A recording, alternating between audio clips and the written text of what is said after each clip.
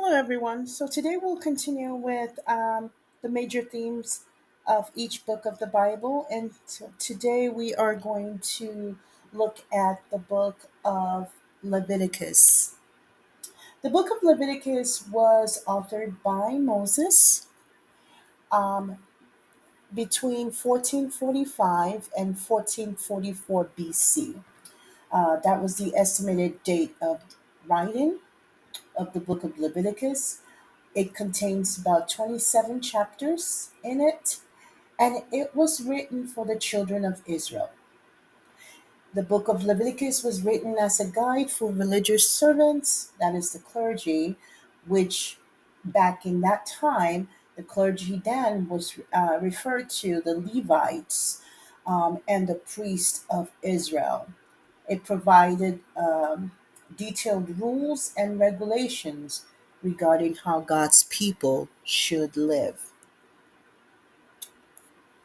So the book of Leviticus is the third book of the Bible, and the Torah is a guide or handbook filled with God's instruction on how his people, the children of Israel, should live, as mentioned before.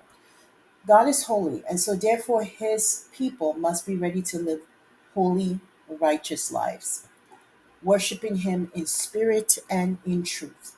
The book of Leviticus also highlights the expectations that God has from those who are representatives of him here on earth, particularly the leaders, those who are leaders in the in the church today.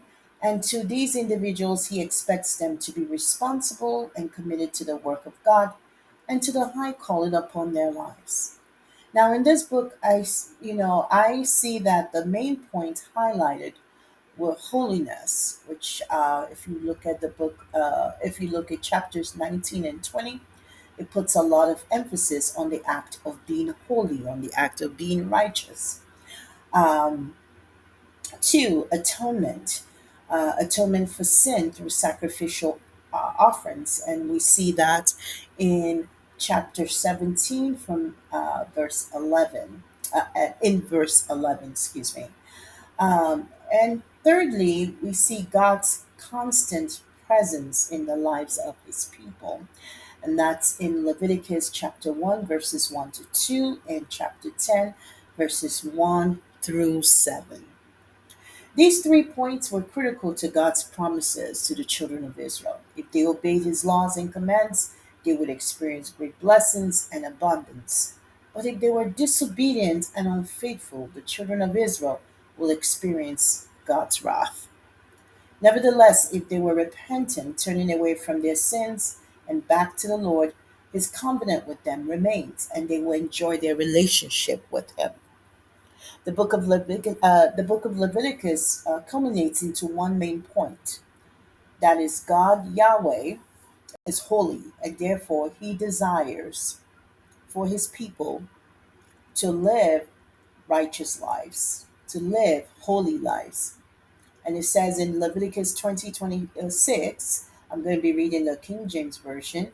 It states, "And ye shall be holy unto me, for I, the Lord, I am holy, and have severed you from other people, that ye should be mine."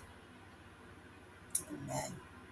And so there ends the brief summary for the book of Leviticus. We will continue on to the book of Numbers next time. And until then, take care and God bless you.